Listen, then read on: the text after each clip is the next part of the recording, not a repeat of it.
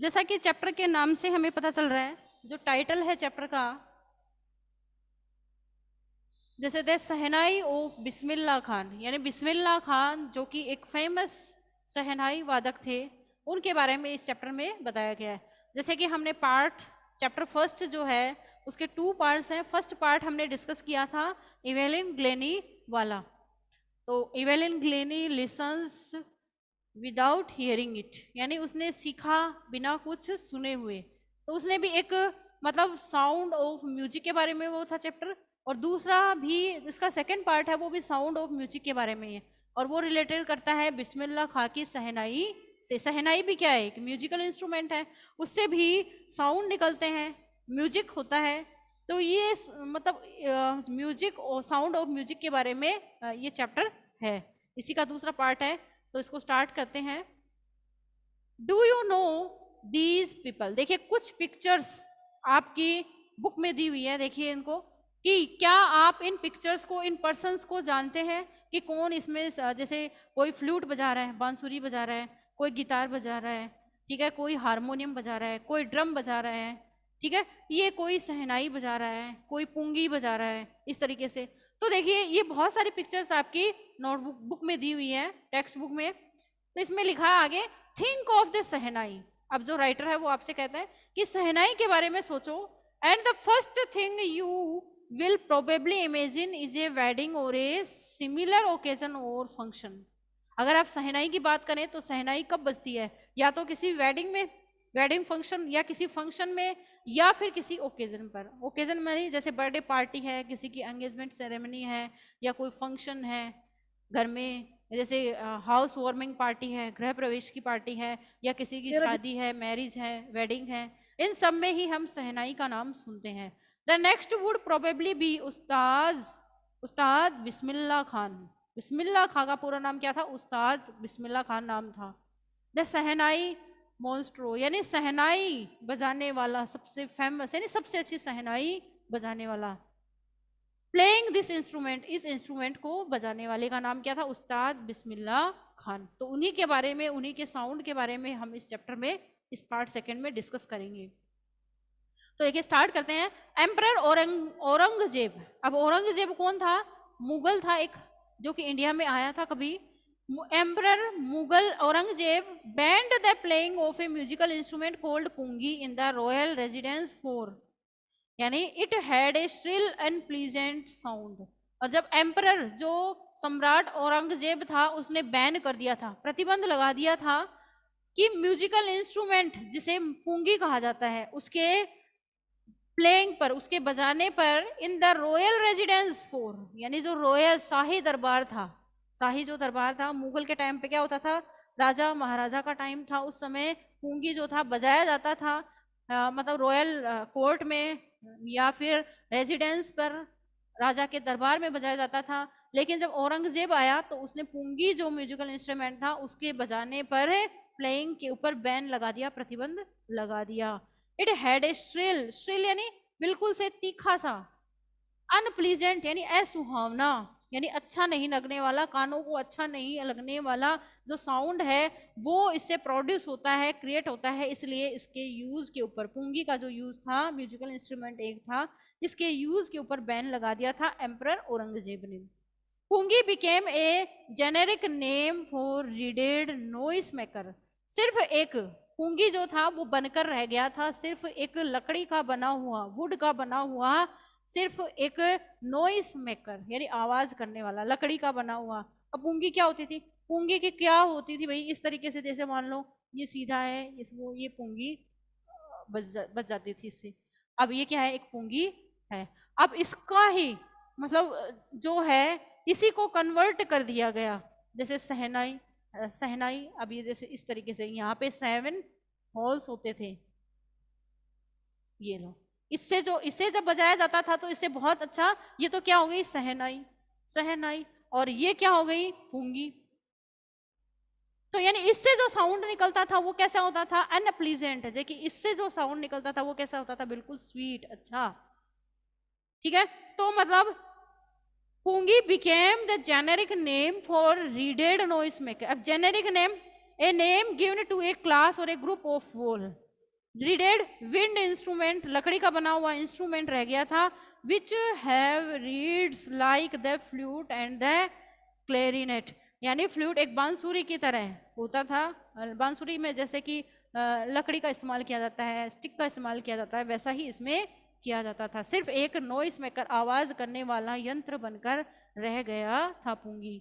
Few had thought, कई लोगों ने, कुछ लोगों ने सोचा, that it would one B revived, यानी किसी न किसी दिन पुंगी का यूज अच्छा माना जाएगा।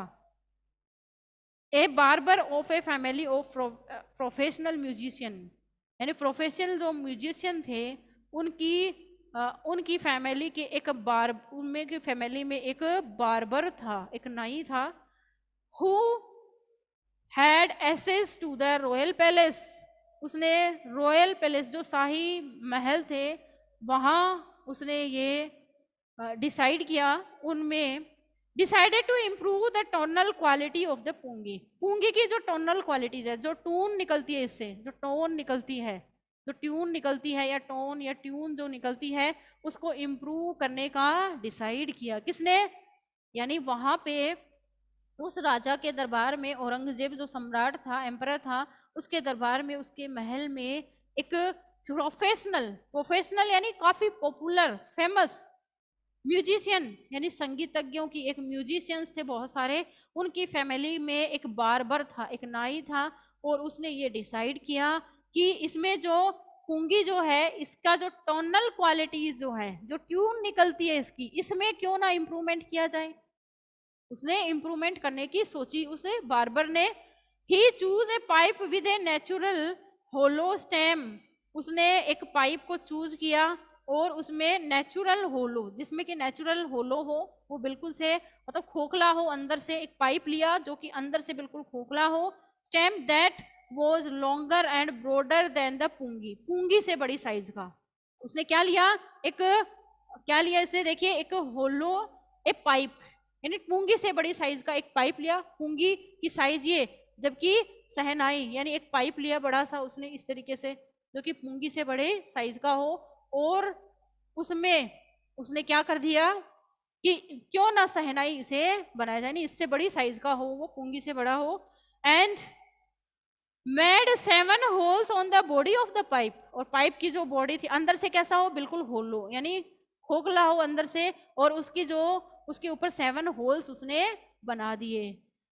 When he played on it, जब उस बार्बर ने इसे बजाया, closing and opening some of these holes, यानी जैसे कि पुंगी होती है उसको हम हाथ में लेकर, पाइप की बनी होती है, पाइप सा होता है, ठीक है, और उसके आगे इस तरीके से कुछ मतलब इस तरीके से होता है, तो इसको जब हम बजाते हैं तो इसके जो कुछ होल्स, ये 7 होल्स थे, इनको किसी को बंद किया जाता है, क्लोज किया जाता है, किसी को ओपन किया जाता है, ठीक है, ये जो इस सिस्टम से इसने इसको बजाया, soft and melodious sounds were produced, तो उस सहनाई से, यानी कभी इस हॉल को ओपन किया, कभी इसको ओपन किया, कभी इसको क्लोज किया, कभी इसको क्लोज किया, इस तरीके से, यानी सिस्टमेटिक तरीके से फिंगर्स की हेल्प से जब उसने उसको बजाया तो काफी मेलोडियस और स्वीट, यानी काफी मीठा मधुर जो साउंड्स है वो प्रोड्यूस हुए। He played the instrument before royalty, royalty यानी शाही दरबार में, राजा के दरबार में, एम्परर जो औरंगजेब था उसके दरबार में उसने इस इंस्ट्रूमेंट को बजाया, एंड एवरीवन वाज इम्प्रेस्ड, जब उसने उस सहनाई को बजाया, उस म्यूजिकल इंस्ट्रूमेंट को बजाया, तो हर कोई इससे इम्प्रेस्ड हुआ, प्रभावित हुआ। The instrument so different from the pungi had to be given a new name, और एक ऐसा इंस्ट्रूमेंट जो कि पुंगी से बिल्कुल डिफरेंट था, उसे एक नया नाम दिया गया, एज द स्टोरी गोज, जैसा कि जिसके बारे में कि कहानी बताई जा रही है, और वो नाम क्या था, सहनाई, इसे सहनाई नाम दिया गया। Since it was first played in the Shah's chambers, यानी जो साहब लोग थे, साज जो थे, साज से मतलब जैसे कहते हैं ना शाहजहां, शाहजहां कौन थे, हु वो शाहजहां, शाहजहां कौन था, एक मुगल एम्परर था, तो शाह लगाया जाता था आगे, ठीक है, यानी 7 जो चैम्बर्स थे, जो रूम्स थे, या मुगल जो एम्परर्स थे उनके टाइम पे इसे बजाया गया था। एंड वॉज प्लेड बाई ए नाई, एक बार्बर के द्वारा, एक नाई के द्वारा इसे बजाया गया था। The instrument was named the shehnai, इसीलिए इसका नाम रखा गया सहनाई। अब देखिए सहनाई जो वर्ड है इसमें देखिए, ये मैं बता दूं आपको, नाई, नाई यानी कौन था, एक बार्बर था। बार्बर नहीं तो इसे सबसे पहले बजाया था, उसी ने इसको बनाया था। तो सह कौन, यानी साह है, साह से मतलब साहज, साहज यानी राजा के दरबार में बजाया गया था, यानी एक बार्बर के द्वारा, नाई के द्वारा बजाया गया था, इसीलिए इसका नाम रखा गया सहनाई। ठीक है, तो इसी तरीके से देखो, the sound of the shehnai began to be considered auspicious, यानी सहनाई का जो साउंड था वो काफी सुहावना, काफी ऑस्पिशियस यानी होली, काफी पवित्र माना जाता था, सेक्रेड माना जाता था। एंड फॉर दिस रीजन, और इसी कारण से, it is still played in temples, shehnai आजकल मंदिरों में भी बजाई जाती है, टेम्पल्स में भी बजाई जाती है इसी रीजन से। And is an indispensable component of any north Indian wedding, यानी नॉर्थ इंडिया के नॉर्थ साइड में जो वेडिंग होती है, शादी होती है, वहां आज भी जो है सहनाई को बजाया जाता है। In the past the shehnai was part of the naubat and traditional ensembles of 9 instruments found at royal courts, जबकि रॉयल जो कोर्ट्स होते हैं उनमें जो 9 इंस्ट्रूमेंट्स होते हैं, म्यूजिकल इंस्ट्रूमेंट्स होते थे, 9 जो वाद्य यंत्र हुआ करते थे, उनका उनकी तरह जो जिनको बजाने का एक ट्रेडिशन था, एक परंपरा थी, वो, या नौबत बजाना, नौबत भी एक म्यूजिकल इंस्ट्रूमेंट का नाम है, पुराने समय में बजाई जाती थी। सहनाई भी उसी का एक पार्ट है। Till recently it was used only in temples and weddings, अब सिर्फ तब से लगातार अब तक, यानी पुराने, बहुत पुराने समय से एक ट्रेडिशन सा बन चुका है सहनाई को बजाने का, और आज तक टेम्पल्स, मंदिरों में, और वेडिंग्स, शादी समारोह, फंक्शंस में इसे बजाया जाता है। The credit for bringing this instrument on to the classical stage goes to Ustad Bismillah Khan, यानी क्रेडिट किसे जाता है, इसे मतलब क्लासिकल स्टेज पर लाने का, जो इस इंस्ट्रूमेंट को, सहनाई को, वो जाता है क्रेडिट उस्ताद बिस्मिल्लाह खान को, जो कि काफी, यानी इसे उस्ताद कहा जाता है बिस्मिल्लाह खान को। क्यों? क्योंकि उन्होंने सहनाई को क्लासिकल जो स्टेज था वहां तक वो उसे लेकर गए थे। As a 5 years old Bismillah Khan played gilli gilli danda near a pond in the ancient state of Dumraon in Bihar. अब देखो बिस्मिल्लाह खां के बारे में बताया गया है कि बिस्मिल्लाह खान जो थे वो बिहार में डुमरोन नामक एक जगह है, डुमरोन नामक एक प्राचीन स्टेट है, एंशियंट स्टेट है, वहां एक पोंड, एक तालाब के किनारे जिसका वो गिल्ली डंडा खेला करते थे जब वो 5 years ओल्ड थे, जब वो 5 वर्ष के थे, 5 years ओल्ड थे, तो एक तालाब के, एक पौंड के नियर या किनारे पर पास में वो गिल्ली डंडा खेला करते थे। बिहार में डुमरो नामक जगह की ये बात है, वहां रहा करते थे। He would regularly go to the nearly Bihari ji temple to sing the Bhojpuri Bhojpuri Chaitya Chaitra, यानी भोजपुरी जो चैत्र है वहां पर वो डेली एक टेम्पल था बिहारी जी का, बिहारी जी का मतलब कृष्ण जी का, बिहारी जी का टेम्पल था, वहां वो रेगुलर जाया करते थे और उस सहनाई को बजाया करते थे। At the end of which he would earn a big laddu weighing 125 kg, तो वहां जब वो उसे बजाया करते थे, तो गाया करते थे, तो उन्हें 1.25 kg का वेट वाला एक लड्डू, बड़ा सा लड्डू उन्हें मिला करता था जब वहां वो मतलब प्रोग्राम फिनिश हो जाया करता था। A prize given by the local Maharaja, वहां का एक महाराजा था, बिहारी जी के टेम्पल में महाराजा थे, वो उन्हें वो लड्डू दिया करते थे एज ए प्राइज, एक इनाम के रूप में, क्योंकि वो बहुत अच्छा सिंग किया करते थे भोजपुरी चेता। And this happened 80 years ago, और ये सब कुछ 80 years यानी 80 वर्ष पहले हैपन हुआ था। And the little boy has travelled far to earn the highest civilian civilian award in India. और तब से ये जो लिटिल बॉय था, यानी बिस्मिल्लाह खान, उस्ताद बिस्मिल्लाह खान जब छोटे बच्चे थे, बॉय थे, उस समय से ही वो इंडिया में जो है हाईएस्ट सिविलियन, यानी हाईएस्ट सिविलियन जो अवार्ड्स हैं उन्हें गेन करते जा रहे हैं, मतलब प्राप्त करते जा रहे हैं, अटेंड करते जा रहे हैं। द भारत रत्न, भारत रत्न का जो अवार्ड है वो भी उन्हें मिला है। किसे? उस्ताद बिस्मिल्लाह खान को। बोर्न ऑन 21 मार्च 1960, यानी 21 मार्च 1916 को उनका जन्म हुआ। Bismillah belongs to a well known family of musician from Bihar. Bihar में एक वेल नोन यानी काफी फेमस पॉपुलर एक फैमिली है म्यूजिशियंस की, उससे वो बिलोंग करते थे। और 21 मार्च 1916 को उनका बोर्न हुआ था, जन्म हुआ था। हिज ग्रैंडफादर, बिस्मिल्लाह खां के जो दादाजी थे, ग्रैंडफादर थे, रासूल बख्श खान वॉज ए सहनाई नवाज of the Bhojpuri king's court. Bhojpur, Bihar में जो भोजपुर है वहां पे जो किंग्स कोर्ट है वहां के नवाज, सहनाई नवाज थे। बिस्मिल्लाह खां के जो बिस्मिल्लाह खान, उस्ताद बिस्मिल्लाह खां के जो ग्रैंडफादर थे वो। हिज फादर, और उनके जो फादर थे, पैगंबर बख्श एंड अदर पैटर्नल एंसेस्टर्स, यानी जो बुजुर्ग थे, यानी एंसेस्टर्स ऑफ द फादर, उनके जो एंसेस्टर ऑफ फादर्स थे, were also great shehnai players, वो भी सहनाई बजाया करते थे। The young boy took to music early in life. अब उस्ताद बिस्मिल्लाह खां भी बचपन से ही जो है सहनाई बजाने लगते हैं। एट द एज ऑफ 3, या जब वो 3 वर्ष के थे, यानी 3 वर्ष के थे, when his mother took him to his maternal uncle's house in Banaras, जब उनकी मदर उन्हें बनारस में उनके अंकल के यहाँ लेकर गई थी। मैटरनल अंकल यानी मामा के यहाँ, मैटरनल अंकल यानी मामा जी, मामा के यहाँ लेकर उन्हें जाती है बनारस में। नाउ वाराणसी, जिसे अब बनारस, जिसे अब वाराणसी कहा जाता है। Bismillah was fascinated watching his uncle's practise the shehnai. तो बिस्मिल्लाह जो थे वो अट्रैक्ट हुए थे, फैसिनेटेड हुए थे, जब उन्होंने देखा कि उनके जो अंकल्स थे वो प्रैक्टिस कर रहे थे सहनाई बजाने की।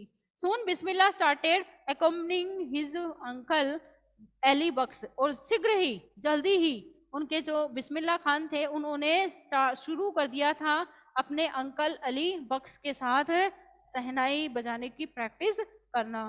To the Vishnu temple of Banaras, Banaras में जो विष्णु जी का टेम्पल है, where Bakhsh was employed to play the shehnai, जहाँ की उनके जो अंकल थे, वो मैटरनल अंकल थे, वो सहना बख्श जी वो सहनाई बजाने का काम किया करते थे। वहाँ बिस्मिल्लाह खां भी उनके साथ जाया करते थे।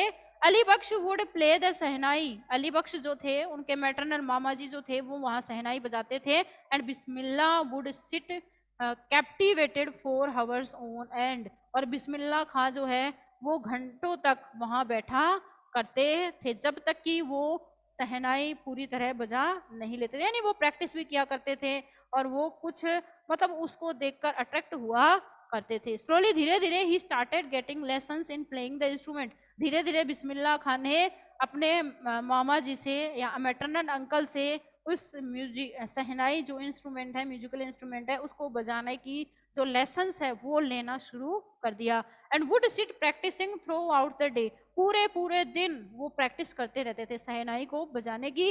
4 years to come the temple of Balaji, Balaji व Mangla Maiya Balaji and the banks of the Ganga, Ganga के किनारे वो जो है मंदिर जो थे, टेम्पल थे, वहाँ कई सालों तक वो बजाया करते थे shehnai. Became the young practice favourite homes where he could practise in solitude, ऐसी जगह पर बालाजी एंड मंगला मैया का जो मंदिर था या गंगा मैया के जो किनारे जो है एकांत में, सॉलिट्यूड यानी लोनलीनेस में वो सहनाई बजाया करते थे, इसकी प्रैक्टिस किया करते थे।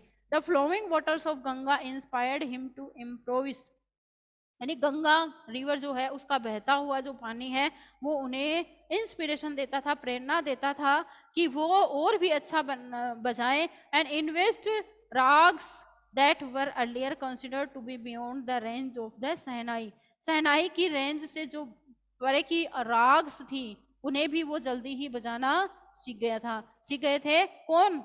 यही जो मैंने अभी डिस्कस किया था, बिस्मिल्लाह खान, उस्ताद बिस्मिल्लाह खान जो थे। बचपन से उन्हें शौक था, उनकी हॉबी थी कि शहनाई को प्ले किस तरीके से करना है। एट द एज ऑफ 14, जब वो 14 वर्ष के हुए हैं, Bismillah accompanied his uncle to the Allahabad music conference. Bismillah जो थे अपने अंकल के साथ, मैटरनल यानी अपने मामा जी, मैटरनल अंकल के साथ इलाहाबाद जो म्यूजिक कॉन्फ्रेंस है वहाँ जाते हैं। At the end of the recital, Ustad Faiyaz Khan patted the young boy's back and said, Ustad Faiyaz Khan जो थे उन्होंने उस प्रोग्राम के लास्ट में, जिस कॉन्फ्रेंस म्यूजिक कॉन्फ्रेंस में वो गए थे, उसके लास्ट में जो उस्ताद फैयाद खान जो है वो उनकी पैटेड यानी पीठ को थपथपाना, पीठ को थपथपाते हैं। Young boy's back and said कहते हैं work hard and you shall make it, यानी वर्क हार्ड यानी उस्ताद फैयद खान जो थे, फैयज खान जो थे, उन्होंने उससे कहा कि वर्क हार्ड, कठोर मेहनत करो, हार्ड वर्क करो, and you shall make it, तो तुम शहनाई आसानी से बजा पाओगे। With the opening of the All India Radio in Lucknow 1938, यानी 1938 में कैंप बिस्मिल्लाह बिग ब्रेक, यानी 1938 में लखनऊ में जो ऑल इंडिया रेडियो प्रोग्राम खुलने का जो ओपनिंग का जो प्रोग्राम था, उसमें 1938 में बिस्मिल्लाह खां को लिया गया था बिग ब्रेक के लिए। He soon became an often heard shehnai player on radio, radio पर भी वो शहनाई बजाने लगे थे। सबसे पहले कब बजाई थी उन्होंने रेडियो पे शहनाई? 1938 में बजाई थी। उसके बाद वो काफी बहुत ज्यादा रेडियो पर भी फेमस हो गए थे। When India gained independence on 15 अगस्त 1947, जब इंडिया ने 15 अगस्त 1947 को फ्रीडम मिली थी, इंडिपेंडेंस उन्हें मिला था इंडिया को, Bismillah Khan became the first Indian to greet the nation with his shehnai. तो बिस्मिल्लाह खान फर्स्ट इंडियन थे जिन्होंने टू ग्रीट यानी वेलकम किया था इस नेशन का, इंडिया का, नेशन से मतलब इस कंट्री का, नेशन इंडिया का, विद हिज शहनाई, शहनाई के साथ।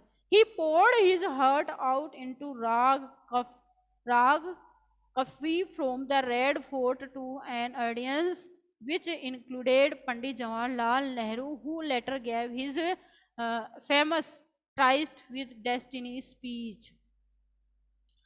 अब बिस्मिल्लाह खान ने अपना जो हर्ट था, यानी अपनी जो फीलिंग्स थी, अपनी जो हर्ट्स थी, हर्ट जो था, और उसमें जो राग थी, वो रेड फोर्ट पर जो ऑडियंस थे, श्रोतागण थे, उनको सुनाई थी, यानी शहनाई के माध्यम से अच्छी राग उन्होंने वहाँ प्रेजेंट की थी, विच इंक्लूडेड पंडित जवाहरलाल नेहरू, और इससे जिसमें कि पंडित जवाहरलाल नेहरू को भी उन्होंने इंक्लूड किया था, और पंडित जवाहरलाल जो थे वो भी, उन्होंने भी उस राग को सुना था उस्ताद बिस्मिल्लाह खान को, who letter gave his famous, और उन्होंने बाद में अपना स्पीच दिया था, और उसमें उन्होंने कहा था, जिसका नाम है ट्राइस्ट विद डेस्टिनी स्पीच, कि ट्राइस्ट यानी कोशिश करो, प्रयास करो, विद डेस्टिनी भाग्य के साथ, अपने लक के साथ, यानी लक पर मत छोड़ो, यानी मतलब कहने का मतलब है वर्क हार्ड करो, and you work hard and do work hard and you then nothing is impossible in this changing world, hard work करो, then nothing is impossible in this changing world. ये लाइन किसने कही थी? पंडित जवाहरलाल नेहरू में कही थी, वहाँ स्पीच दिया था, एक भाषण दिया था, और उसमें ये लाइन उन्होंने कही थी। तो उसमें बिस्मिल्लाह खां का भी नाम था, और उन्होंने भी क्योंकि अपनी जो राग थी वो वहाँ प्रेजेंट करी थी। Bismillah Khan has given many memorable performance both in India and abroad, Bismillah Khan ने इंडिया में और विदेश में, फॉरेन में, दोनों में ही अपने मेमोरेबल, बहुत सारे, मैनी मेमोरेबल यानी बहुत सारे याददाश्त वाले या यादगार परफॉर्मेंस दिए हैं। His first trip abroad was to Afghanistan, उसका पहला जो ट्रिप था, पहली जो ट्रिप थी, ट्रेवल जो था, उन्होंने अफगानिस्तान के लिए किया था। Where king Zahir Shah was so taken in by the maestro, और वहाँ के जो किंग थे जहीर शाह, वो बहुत ज़्यादा प्रभावित हुए थे इस शहनाई के राग से जो कि बिस्मिल्लाह खान ने वहाँ बजाई थी। दैट ही गिफ्टेड हिम, कि किंग जहीर खान जो थे अफगानिस्तान के, उन्होंने बिस्मिल्लाह खान को गिफ्ट में दिया था प्राइसलेस, कीमती पर्शियन कारपेट, यानी पर्शियन कारपेट जो था, कारपेट यानी गलीचा जो बिछाया जाता है, जो कि पर्शियन था, वहाँ का कारपेट जो कि काफ़ी कीमती था, वो उसे दिया था। एंड अदर अदर सुवेनियर्स, और बहुत सारे दूसरी थिंग्स भी दी थी, और बहुत सारी यादगार वाली या प्रतीक चिन्ह जिन्हें हम कह सकते हैं, सिंबल साइन जिन्हें हम कह सकते हैं, वो सब कुछ उन्होंने दिया था। The king of Afghanistan was not the only one to be fascinated by Bismillah music. केवल अफगानिस्तान के किंग ही नहीं थे जो कि बिस्मिल्लाह के म्यूजिक से फैसिनेटेड, प्रभावित हुए थे, अफेक्टेड हुए थे।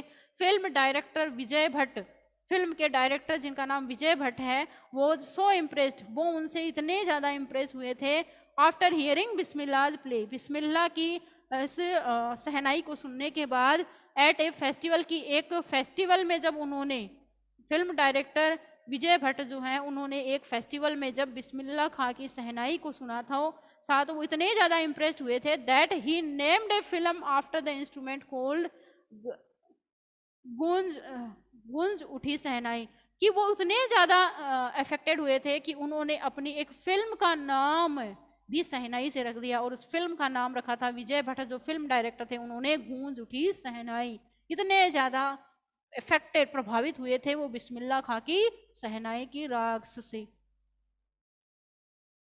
The film was a hit, film जो थी वो काफी हिट हुई, and one of Bismillah Khan's compositions, Dil Ka खिलौना है टूट गया, और बिस्मिल्लाह खां के जो कॉम्पोजिशंस थे उसमें दिल का खिलौना हाय टूट गया, इस तरीके से, यानी ट्यून्ड, यानी उसमें भी ट्यून उन्होंने बजाई थी इस तरीके से।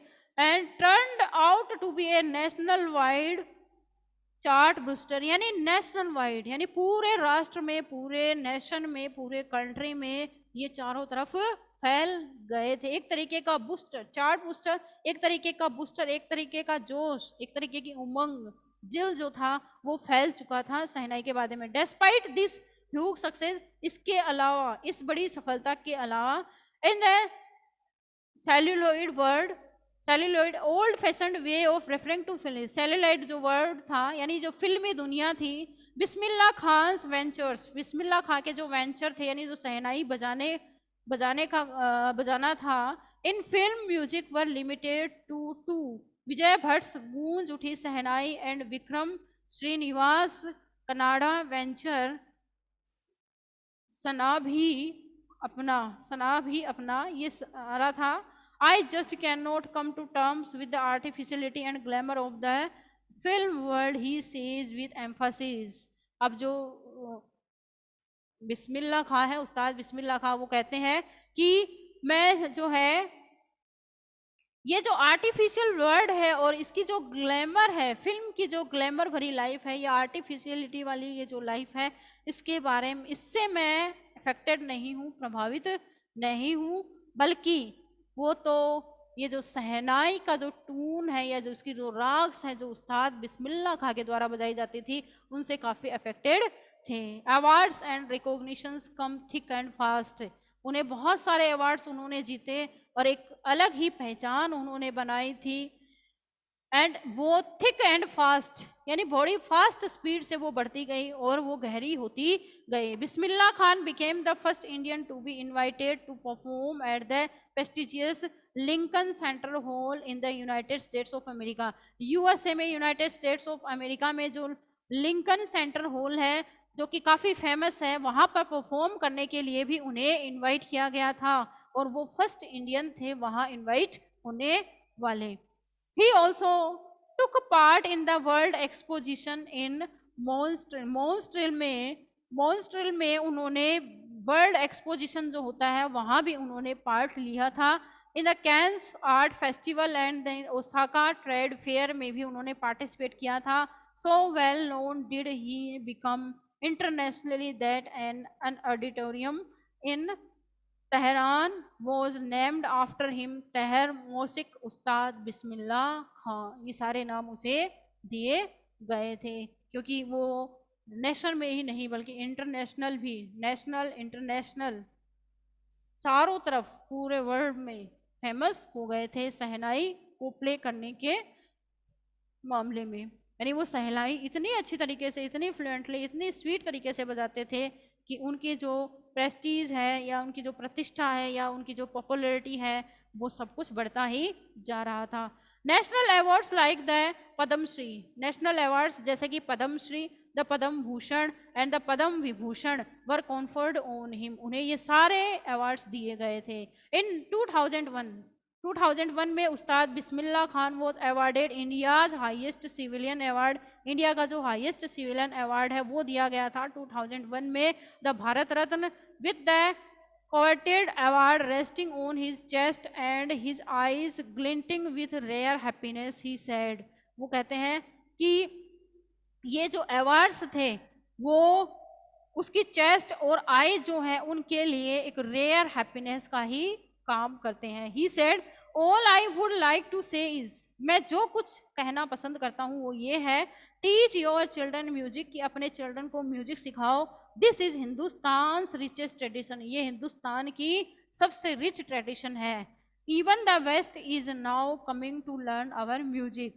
फिर आगे उस्ताद बिस्मिल्लाह खां कहते हैं वेस्ट के जो लोग हैं, वेस्टर्न कल्चर वाले जो लोग हैं वो भी हमारे म्यूजिक को सीखने के लिए अब आने लगे हैं, वो भी आगे आ रहे हैं, तो हम लोगों को भी अपने चिल्ड्रन को म्यूजिक जो है सिखाना चाहिए। In spite of having travelled all over the world, पूरे वर्ल्ड में ट्रेवल करने के अलावा, Khan Sahab as he is fondly called, जैसे कि खान साहब उन्हें कहा जाता था, is exceedingly fond of Banaras and Dumraon and the remain for him the most wonderful towns of the world, यानी इस टाउन को पूरे दुनिया में सबसे फेमस बना दिया। बनारस यानी प्रेजेंट टाइम में वाराणसी में डुमरो, और इस जगह को उन्होंने पूरे इस टाउन को पूरे दुनिया में पूरे वर्ल्ड में फेमस बना दिया था, क्योंकि इनका बॉर्न ये यहीं बॉर्न हुए थे।